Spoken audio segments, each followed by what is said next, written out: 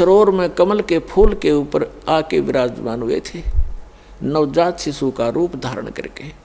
एक नीरू नीमा नाम के निसंतान व्यक्ति थे, पति पत्नी थे।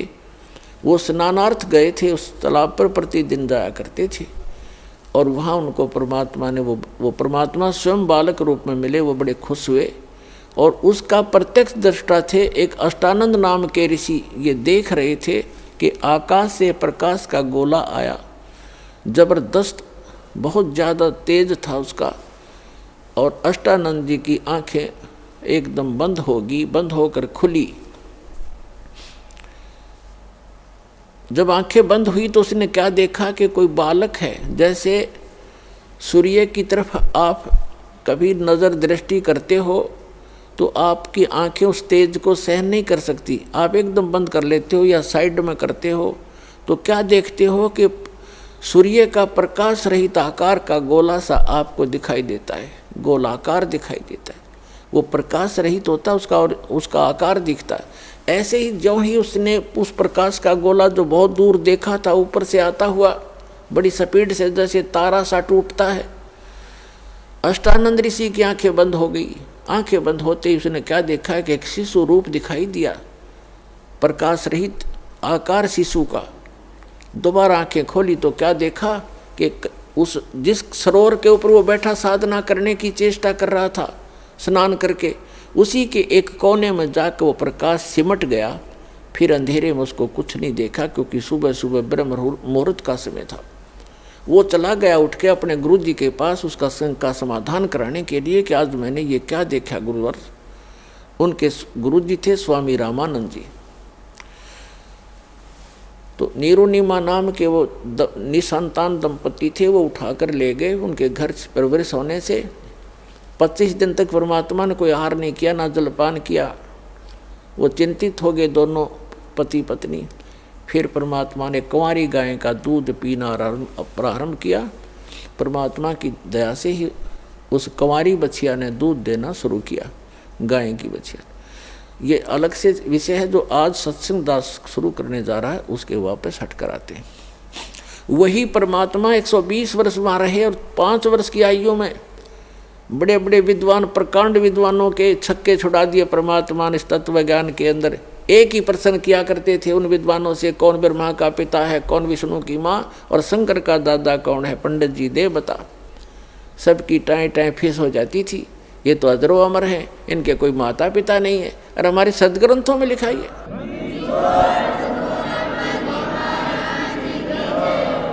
सच्चाई को ना सुनकर और ना ही खुद पहचान पाए और परमात्मा का विरोध कर दिया था। तो वो परमात्मा फाल्गुन सुदी द्वादशी दिन में 10 बजे लगभग सन 1727 में और संवत 1784 में, क्योंकि आदरणीय गरीबदास जी का जन्म संवत 1774 में हुआ था, वैशाख के अंदर, और सन 1717 में। और परमात्मा आकर मिले जब वो 10 वर्ष के थे, सन 1727 में।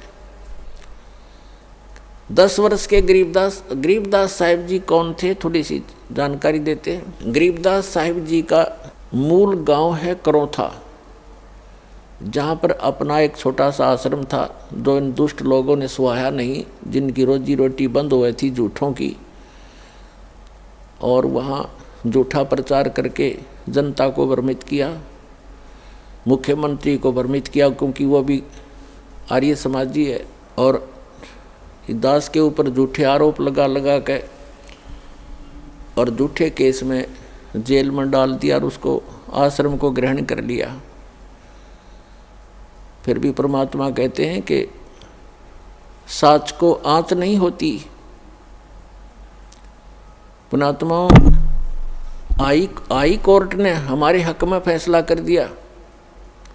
सन 2009 में मुख्यमंत्री आर्य समाजी और आर्य जो हमारा विरोध कर रहे थे, आर्य प्रतिनिधि सभा हरियाणा वाले, वो दोनों मिलकर सुप्रीम कोर्ट पहुंच गए। देख इनकी अकल मारी जा रही। कोई बात हो, अरे हम तो सत्य और असत्य की लड़ाई लड़ रहे हैं, ज्ञान और अज्ञान का झगड़ा, ज्ञान का जवाब ज्ञान से देना चाहिए। अब सुप्रीम कोर्ट में ऐसा मुंह पे थप्पड़ मार दिया परमात्मा ने उनके 8 वकील, 6 तो सरकार के, 2 उनके टॉप मोस्ट वकील कर रखे। हमारा ओरिजिनल वकील भी नहीं जा रहा था, उसको कोई काम हो गया अचानक, और परमात्मा के बच्चों को आश्रम दिवा दिया। इससे बड़ा चमत्कार पुण्यात्मा कोई नहीं हो सकता।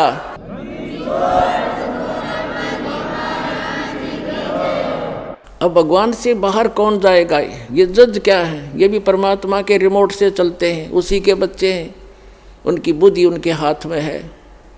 1 सेकंड में सच्चाई को ऊपर ला दिया। अरे पुण्यात्मा, हमने उस आश्रम की आवश्यकता भी ना रही थी, क्योंकि वहाँ पर तुम्हारी गाड़ियाँ भी ना खड़ी हों सारी। जब आज हमारी व्हीकल चले जाओ, व्हीकल भी ना हो उसमें, वो तो ओडे कर रह गया। लेकिन इनकी जात का बेड़ा पट गया कि इसे मुख्यमंत्री होया करें। राजा को चाहिए दोनों तरफ की बात सुनकर जब डिसीजन लेना चाहिए, एक तरफ जुआ जुड़ जा। तो ये कलयुगी राजाएँ हैं। पुराने राजाओं का आप हिसाब लाओ। रामचंद्र जी राजा थे अयोध्या के, वो किसी मंत्री या किसी अपने साथी की बात में विश्वास नहीं करते थे, भगवान से डरने वाले थे। यदि कोई ऐसी जटिल समस्या होती, वो स्वयं वेश बदल कर जाया करते थे और निष्कर्ष निकाल कर निर्णय लिया करते थे। आजकल के राजा, उनकी पार्टी के 2 बात कह दे, फलाना ऐसा है, दकड़ा ऐसा है, कर दो उसका नाश। लेकिन हमारे साथ भगवान है, हमारा विरोध करने वालों का नाश हो जाएगा। भगवान के बच्चों का नाश आज तक हुआ नहीं, हर ना होगा।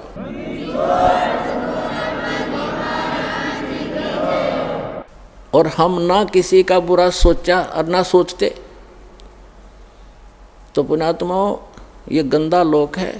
और अब और गंदे विचार हो गए हमारे, भगवान से डर रहा नहीं। और जब तक ज्ञान नहीं होगा अध्यात्म, तो भगवान से डरना छोड़ देता आदमी, और तभी मार खाता है। और ज्ञान होगा फिर, जैसे बच्चा छोटा सा होता है, वो कोई तार नीचे गिर गया हो लूज हो के, और वहाँ से कोई स्पार्क को ज्वाइंट हो, उसका स्पार्किंग हो रही है, उसको आतिशबाजी जानकर उसको भी पकड़ लेता है छोटा बच्चा और मर जाता है। जब वो बच्चा सियाना होता है, उसका दिमाग सही काम करता है, तो फिर वो डर बताते हैं उसको कि इसमें बिजली हाथ मत लगाना। फिर वो बच्चा औरों को भी बचाता है कि इसके निकट ना जाना, स्पार्क है, बिजली है, इसमें मर जाएगा। आप भी बचाएगा, औरों को बचाएगा। तो इसी प्रकार जैसे कोई बच्चा कोई बोतल रखी है जिसमें विष हो, और वो लगा के मुंह को पी लेता, उसको पता ही नहीं, मर जाता है।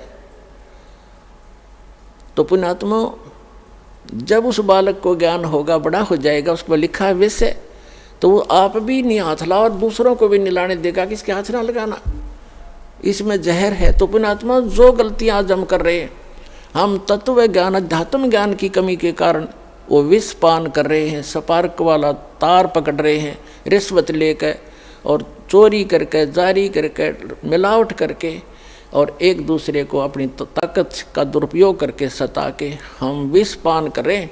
और जब ज्ञान होगा, हाथ भी नहीं लावेंगे, चाहे कुछ भी हो, भूखे मर लेंगे पर बुराई नहीं कर सकते। जैसे कर का जहर का रंग होरी हो, कहो कौन तिस खावे राम रंग होरी हो। आदरणीय गरीबदास साहिब जी को परमात्मा मिले, फिर अध्यात्म ज्ञान दिया। आज उसी का प्रकरण चल रहा है, लेकिन बीच बीच में बहुत सी साइड कथाएं सुनानी पड़ती हैं, तभी सत्संग बनता है।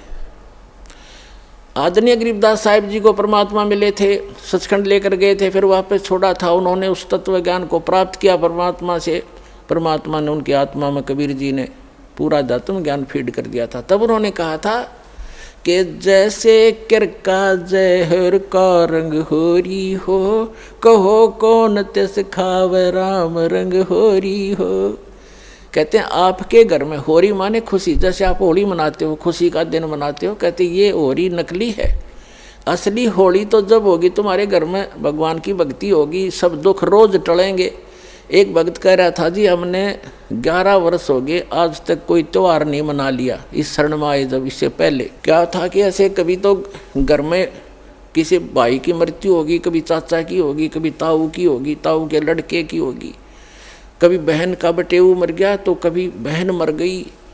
तो ऐसे 11 वर्ष हो गया हमने कोई त्यौहार नहीं मनाया, रोया करते बैठ के त्योहारों को। तो ये खाक त्यौहार है। तो परमात्मा कहते हमारी शरण में आओ, थारा रोज होली रहेगी। और जैसे बुराई तुम करते हो, जो बुराइयां करके धन संग्रह करते हो या किसी को सताते हो, ये तो ऐसा कर रहे हो जैसे जहर खा रहे हो। और जब आपको ज्ञान होगा तब कहते जैसे किरका जहर का रंग होरी हो। किरका माने कण, विष का एक कण भी कहीं पड़ा हो और आपको पता हो ये विष है, और विष की क्वालिटी गुण को आप जानते ही हैं। कहते हैं उस कण को भी, अब तो आप मुट्ठी भर खा रहे हो, एक कण को भी आदमी नहीं खा सकता, इन्हें पता लग जाए ये विष है। तो अभी पता ही नहीं आपको ये विष है। तो ये जानकारी कराने के लिए सत्संग किया जाता है कि जो गलतियां आप कर रहे हो धनी बनने के लिए या लोक दिखावा करके लोक लाज में फंस गए, ये ना करो। और आपने यहाँ भी सुख मिलेगा। इस कबीर भगवान की शरण में आ जाओ, ये आपका पिता है, ये समर्थ है, आपके घर में सारे सुख देगा। तो इसलिए कहा है जैसे किरका जहर का रंग होरी हो, कहो कौन तिस खावे राम रंग होरी हो।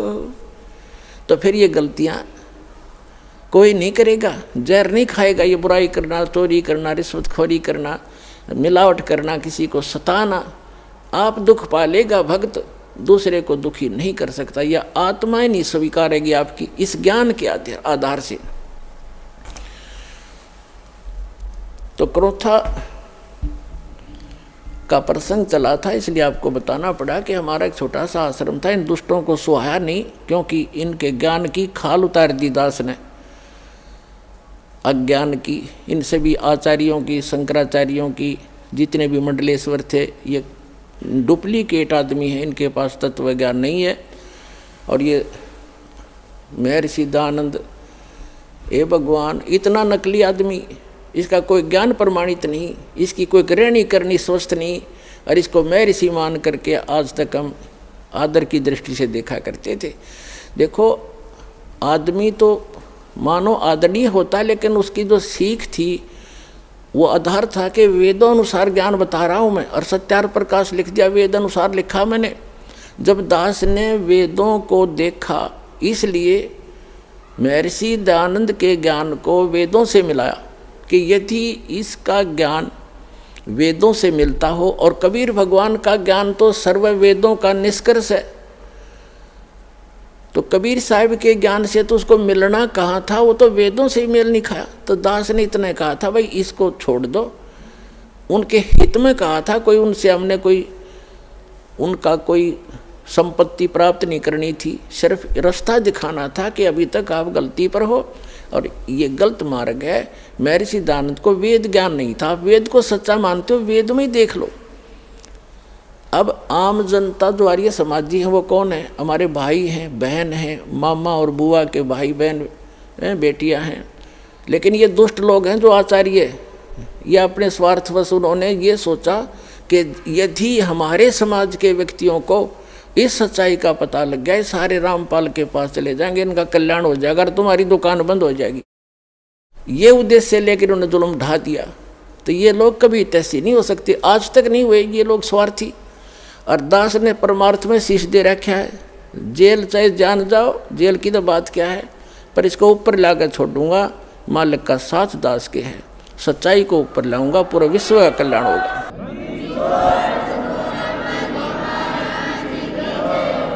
एक भक्त बता रहा था, बोला जी ये सतलोक आश्रम क्रोथा जो हमारा नहीं दे रहे, इनके साथ ऐसे बनेगी। एक व्यक्ति था, उसने कोई गलती कर दी तो पंचायत हुई, उसने फैसला कर दिया भाई 100 रुपये जुर्माना कर दे और चाहे 100 प्याज खा ले, इनमें से एक सेलेक्ट कर ले। वो बोला मैं प्याज खा लूँगा 100, वो ना खाएगे 20-30 खा गए। फिर तीसरा ऑप्शन रखा था, चाहे जूते खा ले 100, इन तीनों में से कोई एक सेलेक्ट कर ले। नो बोला मैं जूते खा लूँगा। प्याज नहीं खाए, 2-4 अच्छे लगते हैं, जूते भी नाट के आगे जूते नहीं खाओ, 100 रुपये दे दूंगा। तो उन्होंने प्याज भी खाए, जूते भी खाया, तो आखिर में जुर्माना भी देना पड़ा, दिया, पांडा छूटा। तो इन गेला न्यो बनेगी। हाई कोर्ट न राय, सुप्रीम कोर्ट न राय रही, फिर बकवाद कर रहे हैं। 1.5 महीना हो गया सुप्रीम कोर्ट के आदेश को आज तक देना नहीं चाह रहे हमारे को। शर्मा मार लियो शास्त्रम ने, मारा डूंडा ठहरा क्या परमात्मा ने। तो पुण्यात्माओं, ये नीचता की हद कर रखी है इन लोगों ने। प्रशासन भी यहाँ तक खड़ा खड़ा उनके साथ ही जुटा हुआ है। कोई बात नहीं, समय आने दो, दुनिया उनको बैड अकाउंट में लेगी। इनने इतिहास बुरा कर लिया, आने वाले समय में कंस और रावण को भूल जाएंगे, इस मुख्यमंत्री को याद किया जाया करेगा उनके स्थान पर। यह ऐसा जुल्म कर रहा है। हमारा किसी से विरोध नहीं है, हम ना किसी राजनीति से को इच्छा रखते हैं, किसी राजनीतिक व्यक्ति से, ना राजनीति में हमारा हिस्सा है। हम एक धार्मिक संस्था चला रहे हैं और पूरे विश्व में जाएगा, इसको कोई रोक नहीं सकता। जैसे इस मार्ग का कोई विरोध करेगा, भगवान का मार्ग है ये, इसमें कोई बाधक बनेगा, वो अंधा गधा होगा, अंधा गधा। जैसे एक समय एक अंधा गधा रेल की पटरी पर खड़ा हो गया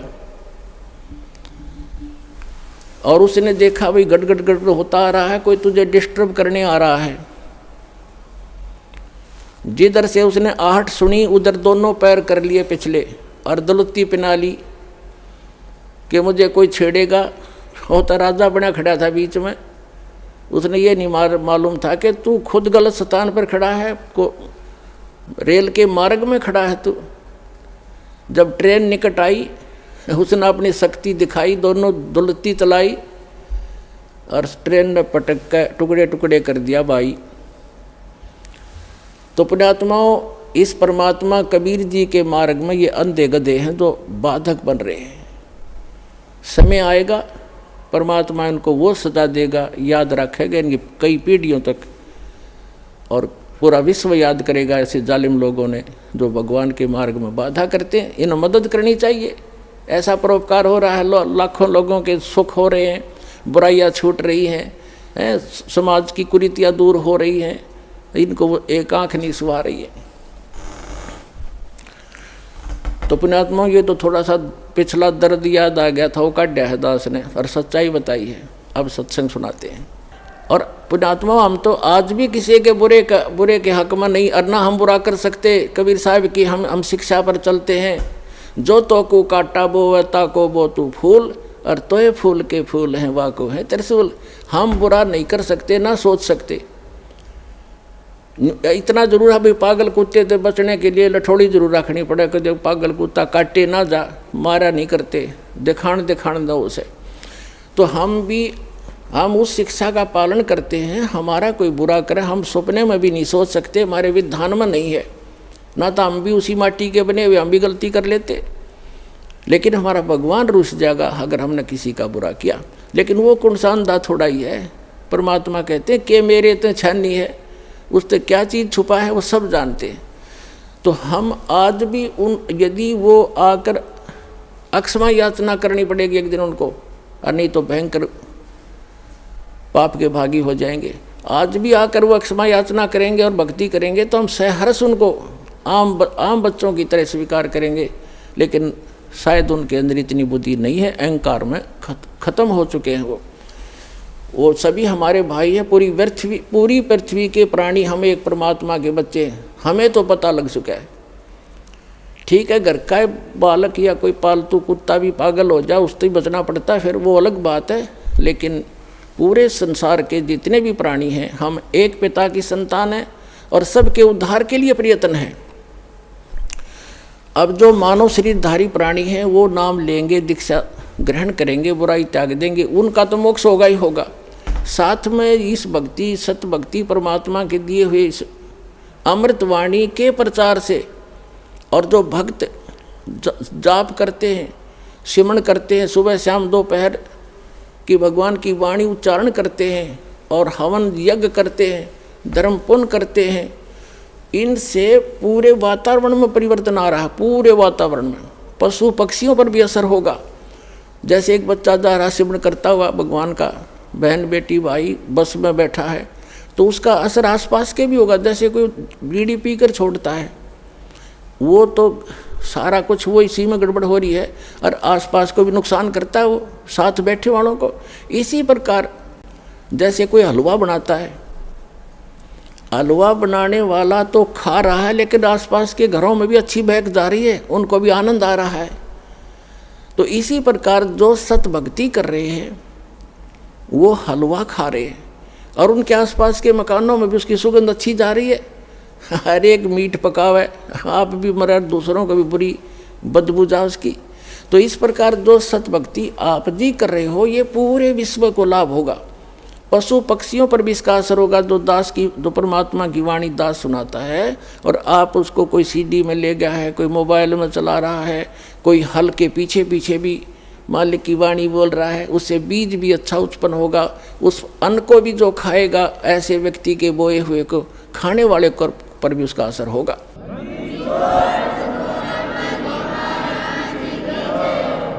एक समय परमात्मा कबीर जी के भक्त थे। वो कहीं किसी अन्य पहुंच गए, किसी भक्त के, अपनी बहन, कोई भगतमती बहन थी यानी कोई सेविका थी, उसके वहाँ चले गए। परमात्मा के जाने के बाद ये अपने आप मनमुखी संत भी बन जाते हैं, लेकिन भक्ति करने से थोड़ी बहुत उनके अंदर वो साधु गुण अवश्य आ जाते हैं। उनसे आगे लाभ भले ही ना होता, लेकिन वो आध्यात्मिक मार्ग से परिचित अवश्य होते हैं।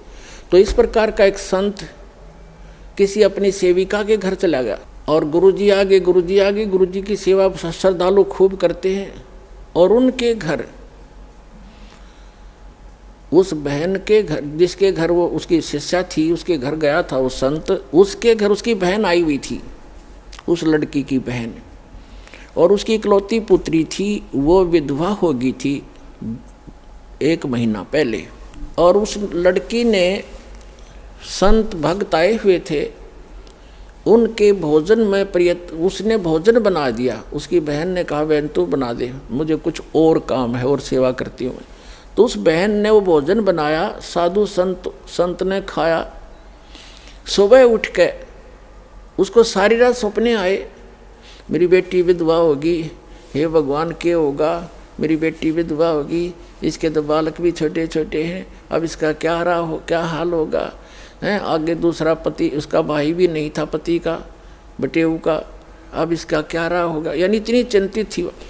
तो सुबह उठ के उस संत ने कहा अपनी शिष्या से, बहन आज ये हमारा भोजन किसने बनाया था? ये कल रात का जो भोजन था ये किसने बनाया था? तो उसने बताया, जी मेरी बहन आई हुई है, उसने बनाया था। अच्छा, क्या उसका कोई आपत्ति है उसके ऊपर, कोई दुख है उसको? कहा महाराज जी घना दुख उसको, तो नाम तो ले नहीं रखा। उसकी एक बेटी थी और वो विवाह कराया था, 2 बालक छोटे छोटे, उसके पति की मृत्यु होगी, विधवा होगी बेटी, यह बहुत दुखी है।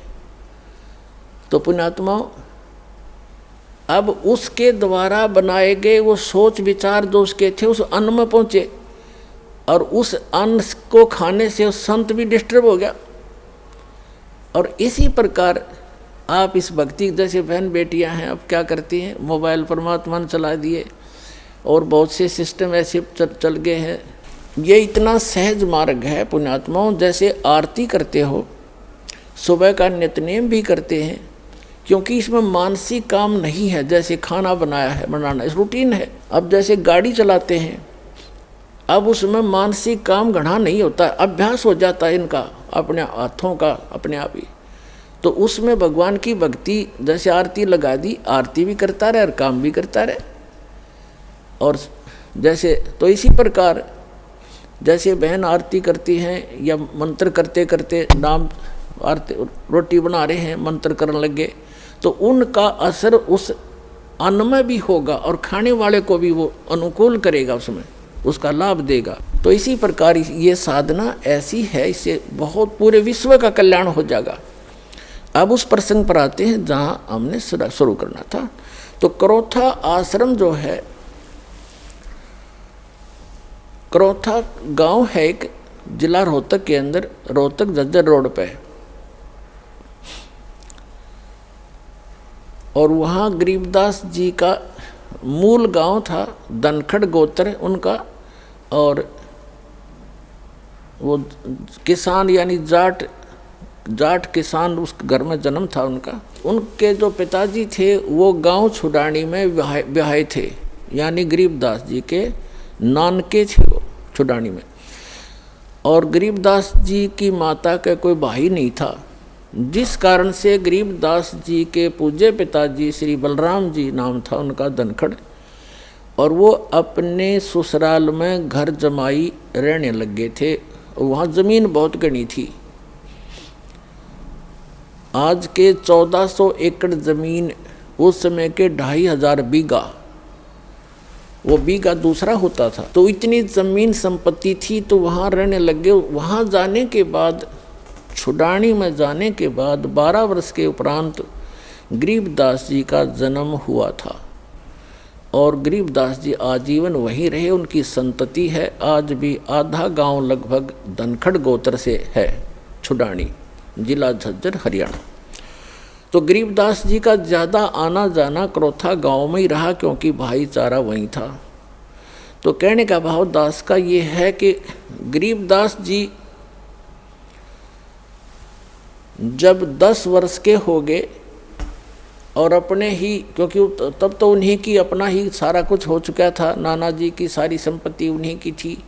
लगभग 150 गव्वे रखे हुआ था उसका, नाना जी रखा करते थे, क्योंकि ज़मीन बहुत थी। उसमें चरागाह बना देते, वर्षा हो जाती, कुछ खाने के लिए गेहूँ जौ आदि बीज लेते, चने सरसों हो जाती। बाकी का समय पशुओं के, बाकी समय जो स्थान था, बाकी की ज़मीन को पशुओं के लिए ही वो प्रयोग किया करते थे, पशुपालन करते थे।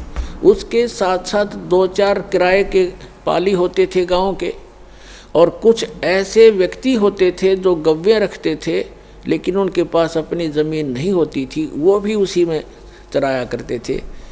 ऐसे पहले आपस में बड़ा प्रेम होता था। जो पैसे वाले व्यक्ति गरीबों की बहुत मदद किया करते थे, निस्वार्थ किया करते थे। तो ऐसे 10-12 पाली गवाले इकट्ठे होकर प्रतिदिन गौवें चराने जाया करते थे। अपनात्मा, ये वो शुभ दिन है द्वादशी का, जो आप और हम ये त्यौहार मनाने जा रहे हैं। हमारे संतों के ये त्यौहार हैं, और ये वो अनमोल त्यौहार हैं कि जिस दिन जिस भगवान के लिए हम भटक रहे हैं, राजाओं ने राज त्याग दिए, ऋषि महर्षियों ने शरीर गाल दिए तपस्याएं करके, लेकिन इस काल भगवान ने रास्ता ठीक नहीं दिया उनको।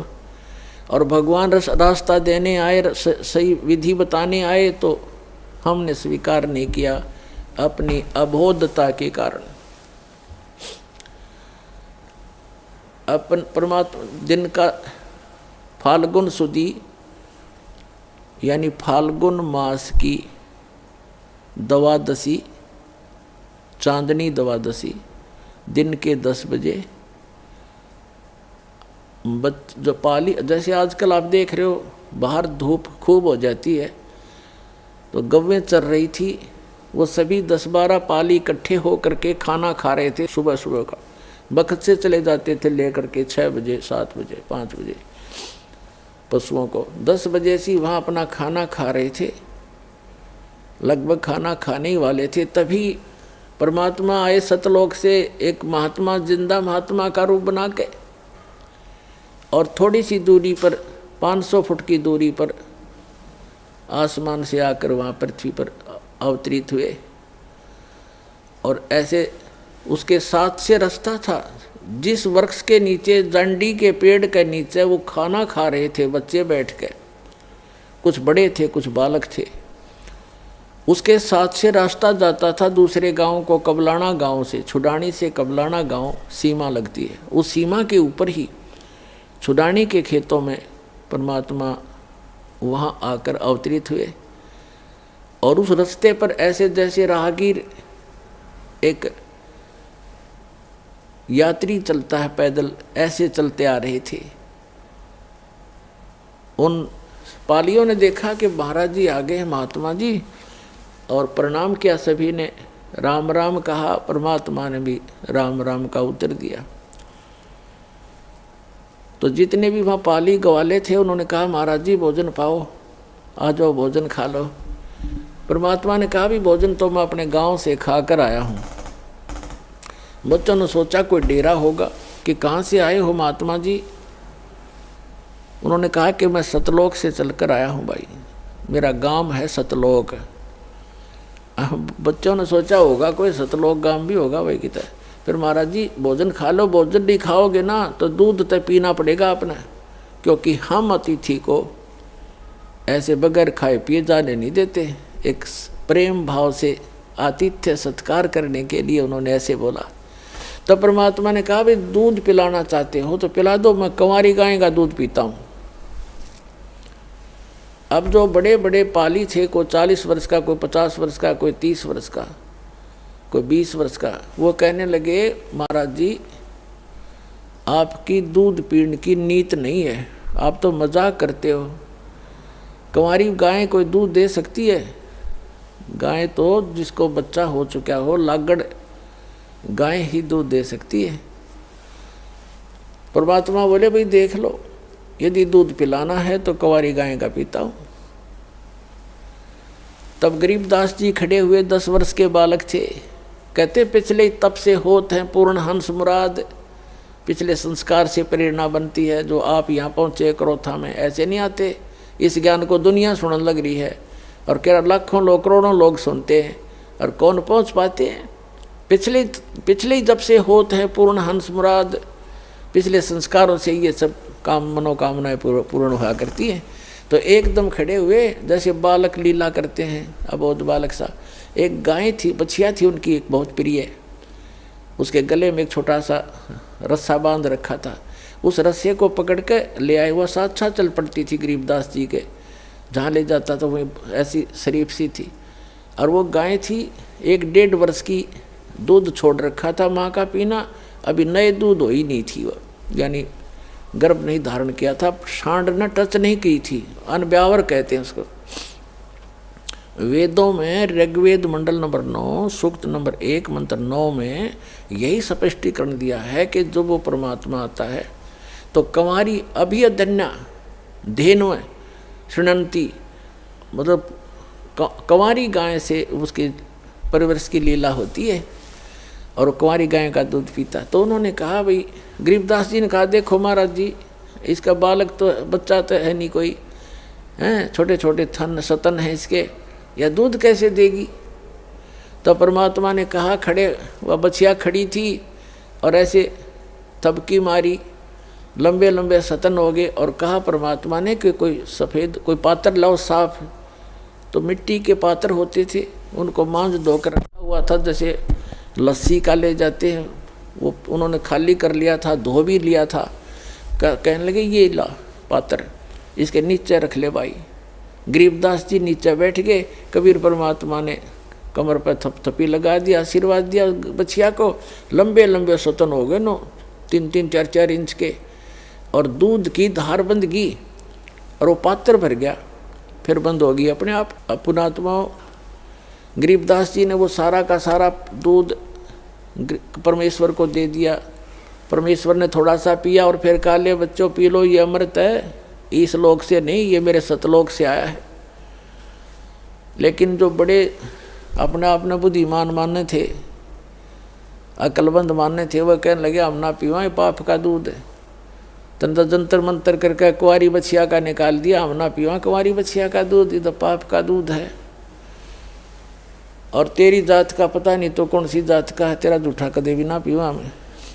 तब गरीबदास जी ने कहा 10 वर्ष के बालक ने, ला मुझे दो भगवान, आपका अमृत कब कब प्राप्त हो हमें। तो पुण्यात्माओं ये कहते हैं पालने में पूत के पैर पहचान हो जाती है। बचपन से ही उसमें कुछ ऐसे विलक्षण गुण होते हैं जो पुण्यात्मा होती हैं। ऐसी पुण्यात्माओं को परमात्मा आकर मिलते, उसका विधान है ऋग्वेद मंडल नंबर 9 सूक्त नंबर 86 मंत्र 26 और 27 में।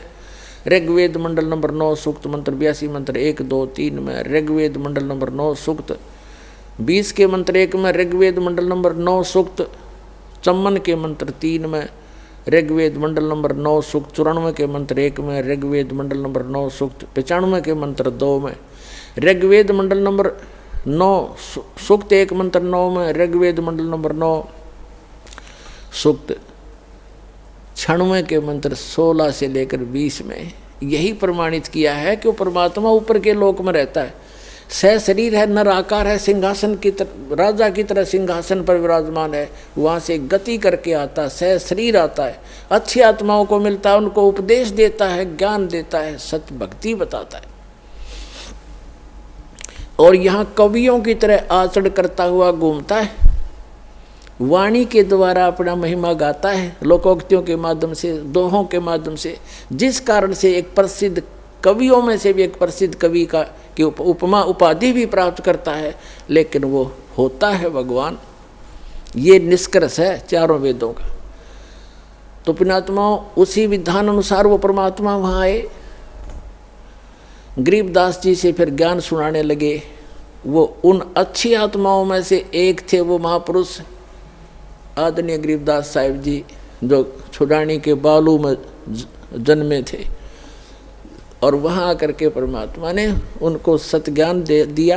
फिर गरीबदास जी ने आग्रह किया कि हे भगवान, आप जो ऐसा सुखमय स्थान बताते हो जहाँ हम पहले रहा करते थे सभी, और वहाँ कोई अभाव नहीं, वहाँ ऐसी फुहार गिरती रहती है, सुंदर शरीर है, नाश नहीं होता, कभी वृद्ध नहीं होते, कभी रोग नहीं होता, मृत्यु नहीं होती, सबके परिवार हैं, वहाँ आपके घर बने बनाए शेष खाली पड़े हैं, क्या मुझे वो स्थान दिखाओगे? परमात्मा तो अपना गवाह बनाने के लिए आते ही हैं कि मेरा गवाह बने, दुनिया को बताएगा। फिर छाती ठोक के गरीबदास जी को परमात्मा ने प्रथम मंत्र दिया और जल पान वो कराए, दूध पान करा दिया। प्रथम मंत्र में ऐसे ही किया जाता है। दास भी जब से मंत्र देने लगा है, मेरे गुरुदेव भी ऐसे ही करते थे। प्रथम मंत्र के साथ आपको वचनामृत दिया जाता है, वचन से शुद्ध करके, और साथ में मिश्री दी जाती है ये, और मंत्र दिया जाता है। ऐसे पेय पदार्थ के साथ इसको पान परवाना कहते हैं। तो गरीबदास जी को ऐसे पान परवाना दिया था दूध के साथ, और फिर सतलोक लेकर गए। जब गरीबदास साहिब जी जा रहे थे, धर्मराज का लोक दिखाया, ब्रह्मा विष्णु महेश का लोक दिखाया, और एक कॉमन स्वर्ग था वो दिखाया, ब्रह्मलोक दिखाया। ब्रह्मलोक के अंदर परमात्मा ने दिखाया कि एक नकली सतलोक, नकली अलखलोक, नकली अगमलोक और अगम अनामी लोक इस काल ने झूठी रचना करवा रखी है जीव को भ्रमित करने के लिए। और फिर धर्मराज के दरबार में लेकर गए, फिर ऊपर गए, सारा कुछ दिखा करके सतलोक में जब पहुँचे परमात्मा 12वां द्वार पार करके, 12वां द्वार पार करके सतलोक में पहुँचा जाता है। अभी तक ये कोई 10वां द्वार तक सीमित थे। और एक जम्मू के अंदर रांजड़ी का एक मधु परमहंस का भाव है, वो तो छाती कुट्या करता के 11वां द्वार पा गया, 11वां द्वार पा गया, आज तो किसी ने नहीं बताया। अरे भले आदमी कबीर साहब की वाणी में पढ़ लिया तो घर से लाया था, और वो भी इनकम्प्लीट नॉलेज। जबकि 12वां द्वार पार करके परमात्मा प्राप्ति होगी, अर्धी की गांठ से पंसारी नहीं बन जाता। तो 12वां द्वार पार करके परमात्मा सतलोक लेकर गए, 7 संग ब्रह्मांड उसके अक्षर पुरुष के पार किए। और जब सतलोक में प्रवेश किया, क्या देखा? सिंहासन के ऊपर परमात्मा विराजमान है, उनका इतना सुंदर शरीर है, तेजों में प्रकाश, सुंदर शरीर, सफ़ेद शरीर है मालिक का, बहुत सुंदर। और एक रोम में, रोमकूप समझो, रोम कहो, एक रोमकूप की इतनी शोभा है जैसे करोड़ सूर्य मिला दे, करोड़ चंद्रमा। इतना नूर है उस परम पिता के बॉडी का, इतना सुंदर शरीर है, चमक इतनी निकल रही है उसके अंदर से। सिंहासन पर विराजमान, सिर पर मुकुट है, सुंदर मुकुट जैसे राजा पहनते हैं, और ऊपर एक सफेद छत्र है। एक बहुत बड़ा गुम्बद बना हुआ है, बहुत बड़ा सुंदर गोल गोल आकार का गुम्बद जिसको स्तूप भी बोलते हैं। जब परमात्मा नीचे से गए वो जिंदा महात्मा के रूप में थे और वहाँ एक चंवर रखा था। जिंदा महात्मा के रूप में जो परमात्मा दूसरे रूप में गए थे नीचे पृथ्वी से, गरीबदास जी को साथ लेकर के, उसकी आत्मा को, शरीर नीचे रह गया था गरीबदास जी का, आत्मा को ले गए थे सूक्ष्म शरीर, फिर ऊपर कारण शरीर सब छोड़ करके वहाँ ओरिजिनल शरीर होता है जो आत्मा का, स्वयं का 16 सूर्य का प्रकाश हो जाता है, पूरी बॉडी का है, नर आकार मनुष्य दृश्य ही है वहाँ पर सतलोक में। सभी जितने भी वहाँ मनुष्य हैं, स्त्री पुरुष हैं, इसी तरह संसार है और सबका नूरी शरीर है और उनका अपनी बॉडी का प्रत्येक का तो 16 सूर्य जितना प्रकाश है और परमात्मा के एक रोमकूप का करोड़ सूर्य में राजे करोड़ चंद्रमा इतना शरीर है, ऐसा प्रकाश है। लेकिन है दोनों ही एक जैसे आकार के, मनुष्य आकार है सबका, भगवान भी नर आकार में है, मानव आकार में, और सभी वहाँ के प्राणी भी मनुष्य जितने, स्त्री पुरुष बहन भाई सब मनुष्य जैसे ही। और ऐसी सृष्टि है, वहाँ वृद्ध अवस्था नहीं होती, वहाँ मृत्यु नहीं होती, ये बॉडी जो नाड़ी तंत्र से नहीं होता वहाँ पर, वो सुंदर शरीर होता है, एक तत्व से बना हुआ होता है। उसका वर्णन यहाँ करना और समझाना भी आपके लिए, दास के लिए दुर्लभ है, क्योंकि आप उस अतिथि को पकड़ नहीं पाओगे, वो तो वहाँ जाए पता लगेगा आपको। आकार ऐसा ही है, वहाँ वृद्ध अवस्था नहीं होती, सदा युवा रहते हैं। एक सतिथि में जा कर के युवा जब हो जाते हैं वो एक बस, उसके बाद उसकी आयु घटती बढ़ती नहीं। तो इस प्रकार वहाँ की स्थिति है। गरीबदास जी ने वहाँ का नज़ारा देखा, ओए होए,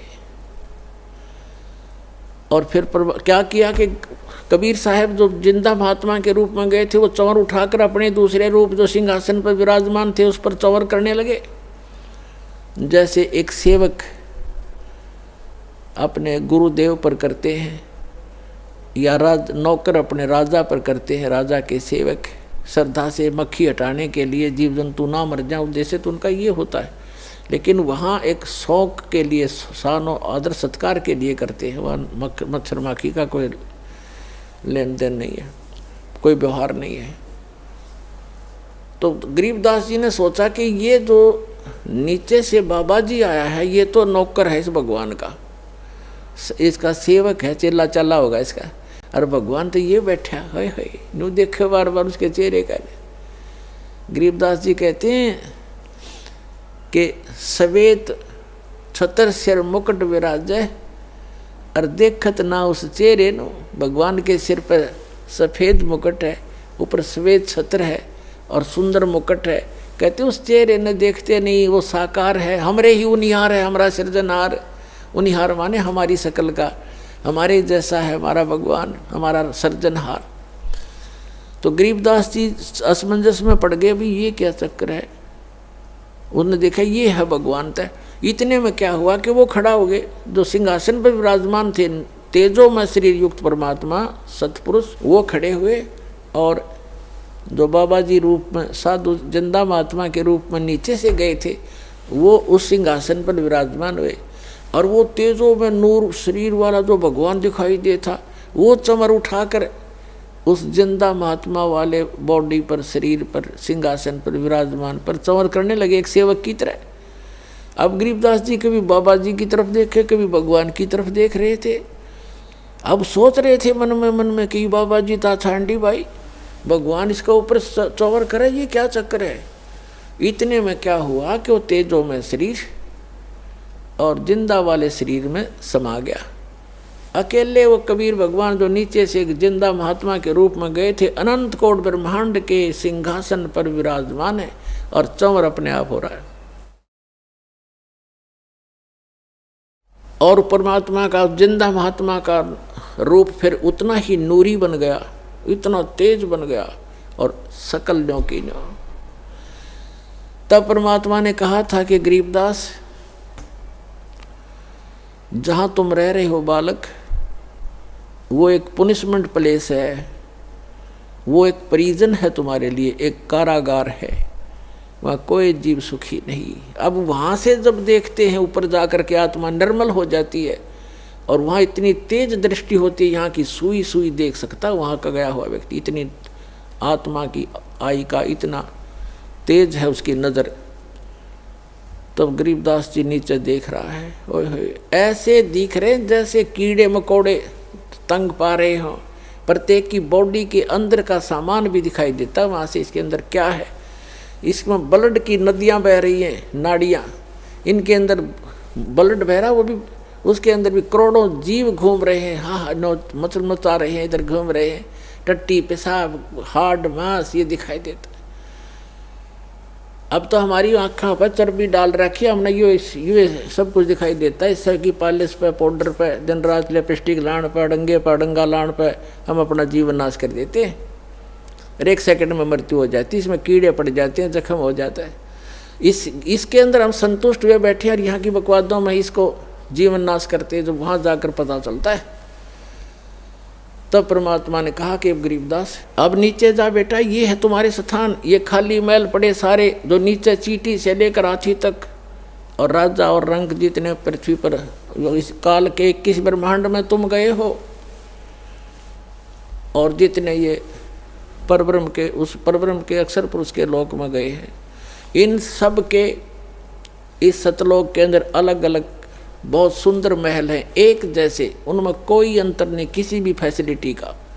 वहाँ कोई ऊंच और नीच नहीं है, वहाँ कोई जात और पात नहीं है, वहाँ मरण और वृद्ध अवस्था नहीं है। ये वो स्थान है। पुणात्माओं, गीता अध्याय नंबर 7 के श्लोक नंबर 29 में कहा कि अर्जुन मेरे इस ज्ञान का जो आश्रय कर लेगा, चौथे अध्याय के 32 और 34 श्लोक में कहा है कि भगवान वो परमात्मा स्वयं आकर के अपने मुख कमल से तत्व ज्ञान प्रचार करता है। उसके अंदर यज्ञों की जानकारी, धार्मिक अनुष्ठानों की जानकारी विस्तार पर पूर्वक कही गई है। वो तत्व ज्ञान है। उस तत्व ज्ञान को तत्वदर्शी संतों के पास जाकर समझ, यानी गीता ज्ञान दाता भी उस तत्व ज्ञान से अपरिचित है। वो गॉड गिवन ज्ञान है, वो तत्व ज्ञान है। भगवान आकर स्वयं देता, अपने मुख कमल से बोलता, सच्चिदानंद घन ब्रह्म, वो परम अक्षर ब्रह्म। तो 7वें अध्याय के 29वें श्लोक में कहते हैं, गीता ज्ञान दाता कह रहा है कि मेरे इस ज्ञान का जो आश्रय कर लेता है, तत्वदर्शी संत की खोज कर लेता है, और वो व्यक्ति जरा और मरण से छूटने का प्रयत्न करते हैं। कौन करते हैं? जो संपूर्ण अध्यात्म से परिचित और सभी कर्मों से परिचित वो व्यक्ति जरा यानी बुढ़ापा और मरण माने मृत्यु से मोक्ष के लिए, सदा के लिए, छुटकारे के लिए प्रयत्न करते हैं, जो उस तत्व ब्रह्म से परिचित हो चुके हैं, सारे धात्म ज्ञान से परिचित हो चुके हैं और सब कर्मों से परिचित हैं। जैसे आज के सत्संग में एक विशेष ये भी दास बता रहा है कि ऐसे कर्म नहीं करने चाहिए जिनसे हमें वो भोगने को दुबर हों, भारी हों। उनसे बचने के लिए ज्ञान है, इस ज्ञान से फिर अपने आप हाथ सिकुड़ जाएगा आपका। तो ये कंप्लीट स्पिरिचुअल नॉलेज है, धात्म ज्ञान है। और ये कर्म बताए जाते हैं कि इनसे जो परिचित हो जाता है वो केवल जरा और मरण से छूटने का ही प्रयत्न करता है। तो फिर अर्जुन ने पूछा कि किम तत्परम, 8वें अध्याय के प्रथम मंत्र में, तीसरे मंत्र में उत्तर दिया 8वें अध्याय के गीता में कि वो परम अक्षर ब्रह्म है। तो पुण्यात्माओं, वो स्थान है सतलोक जहाँ जरा और मरण नहीं है। गीता ज्ञान दाता अपने विषय में कहता है कि अर्जुन, चौथे अध्याय के 5 और 9 श्लोक में कि अर्जुन तेरे और मेरे बहुत जन्म हो चुके, तू नहीं जानता, मैं जानता हूँ। अध्याय नंबर 10 के श्लोक नंबर 2 में गीता में, अध्याय नंबर 2 के श्लोक 12 में गीता ज्ञान दाता कहता है अर्जुन, जन्म मृत्यु तेरी भी और मेरी भी सदा बनी रहेगी यदि मेरी शरण में रहना है। 8वें अध्याय के 13वें श्लोक में कहा कि मेरा तो ओम नाम है मुझ ब्रह्म का, और इसको भक्ति करता हुआ अंतिम सांस तक जाएगा तो मुझे प्राप्त होगा, यह गति प्राप्त होगी जो ओम से मिलने वाली है। उस ओम से, ओम के जाप से ब्रह्मलोक प्राप्ति है। 8वें अध्याय के 16वें श्लोक में बताया है कि ब्रह्मलोक में गए हुए प्राणी भी पुनरावृत्ति में उनका भी जन्म मृत्यु होता है। अपनी तो स्थिति क्लियर कर दी, मेरा एक ओम नाम है और इसको जाप करने वाले का जन्म मृत्यु भी रहेगी। 8वें अध्याय के 5 और 7 में कहा कि अर्जुन मेरी शरण में रहना है तो युद्ध करना पड़ेगा, और मेरी शरण में मेरी भक्ति कर मुझे ही प्राप्त होगा, ये गारंटीड बात है। लेकिन शांति नहीं हो सकती, युद्ध करना पड़ेगा। युद्ध करने वाले को शांति कहा। फिर 18वें अध्याय के 62वें श्लोक में कहा कि तू सर्वभाव से उस परमेश्वर की शरण में जा, जिसकी कृपा से तू परम शांति को और सनातन परम धाम को, शाश्वत स्थान को प्राप्त होगा। उसके लिए ऑप्शन छोड़ दिया कि तत्वदर्शी संतों की खोज कर, वो आपको बताएंगे।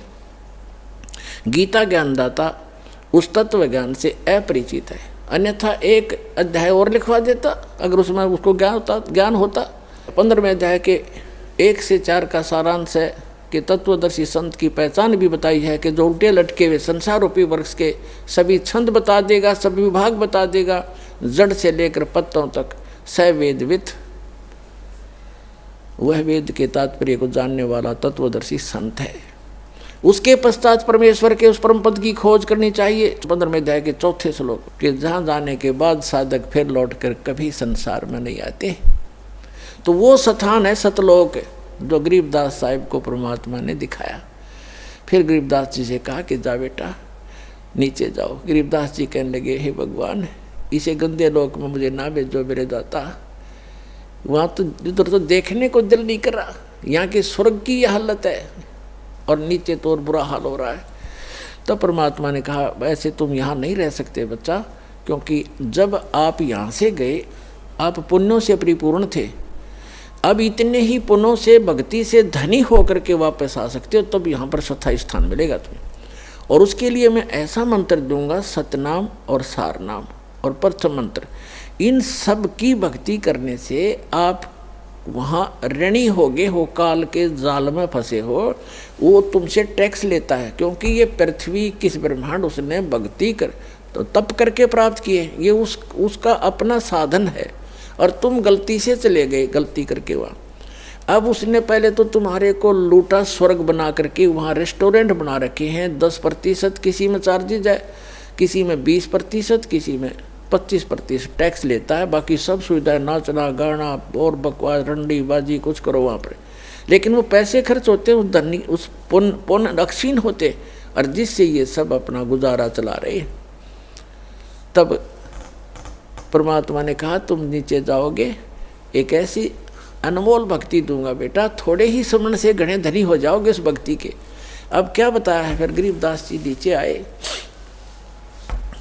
गरीबदास जी ने स्वीकार किया कि जो आपकी आज्ञा, और कहा बेटा नीचे जाकर बता, ढोल पीट दे मेरा और गवाह बन जा बेटा। तेरे बच्चे बहुत, तेरे भाई बहन बहुत, सभी यहाँ से गए हुए सब मिसगाइडेड हैं।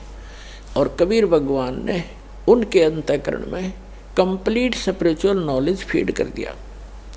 पहले यही नॉलेज परमात्मा ने इस सरपुरुष जो 21 ब्रह्मांड का स्वामी जो काल है, इसके अंदर फीड किया था। इसने क्या किया, और उस समय आने पर निकलना था, ऐसा विधान बनाया दाता ने उनके कि समय आने पर वो अपने आप उसके श्वासों के माध्यम से समुद्र में प्रकट हो गया।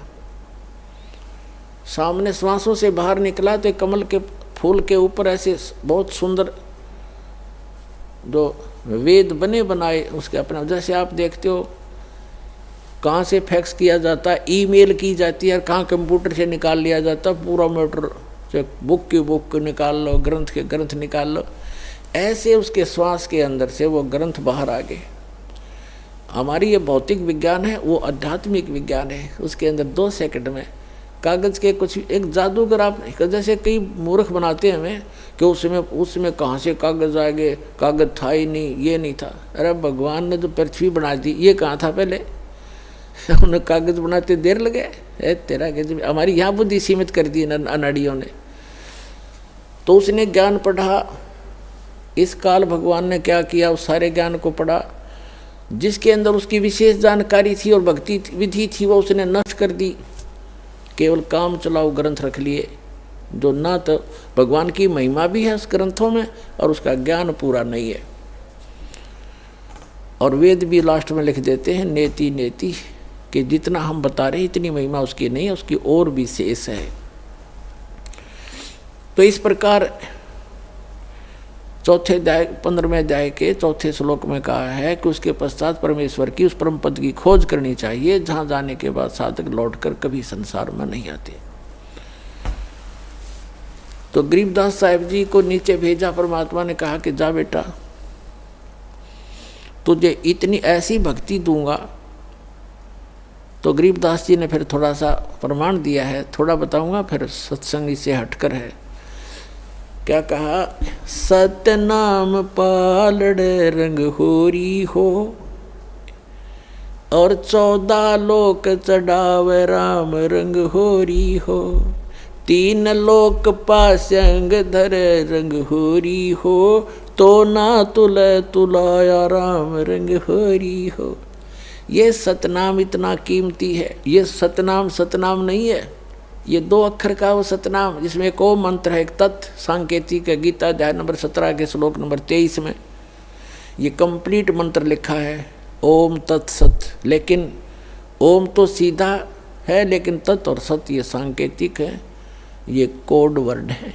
ये इस दास के अतिरिक्त विश्व में किसी के पास नहीं है और ना कोई अधिकारी है। तो इनमें से ओम और तत् मिलकर वो सांकेतिक शब्द, ये सतनाम बनता है 2 अक्षर का। और जिस भी महापुरुष का उद्धार हुआ है, उन्होंने परमात्मा से प्राप्त करके इसी का जाप किया है। उनको भगवान स्वयं आए गुरु रूप में, या कोई गुरु से गुरु अपना शिष्य बना करके उनको गुरु पद पर आगे उनका उद्धार किया। इसी मंत्र से सबका उद्धार हुआ। इसके अतिरिक्त कोई विश्व मंत्र नहीं है जो इस जरा और मरण ने समाप्त कर सके। तो क्या बताया कि इस सतनाम के सुमरण का एक बार श्वास उश्वास से मर्यादा में रहकर पूरे गुरु से लेकर, अपने आप नहीं, कोई घर का आप पे गुरु बन जाए आगे चेले बनाओ, वो महापापी अपराधी व्यक्ति है, उसे कोई लाभ नहीं होगा। जैसे इस दास से प्राप्त करके कोई निकम्मी आत्मा दुष्ट इंसान स्वयं ये मंत्र किसी को आगे दान करने लग जाए, देने लग जाए, गुरु बन जाए, वो सबसे बड़ा शत्रु और होगा इस मानव समाज का। भगवान का द्रोही होता वो व्यक्ति, क्योंकि वो अधिकारी नहीं है, वो झूठा लाइसेंस बना रहा है, झूठा वो डुप्लीकेट पासपोर्ट बना रहा है। आगे चल के समय पर धोखा देगा वो पासपोर्ट उसका। इस विश्व में इस दास के अतिरिक्त आज के दिन दूसरा कोई सतमार्ग और ये ज्ञान और उपदेश का अधिकारी नहीं है। ये सत्कर मान लियो पुण्यात्मा, झूठ नहीं बोलता दास।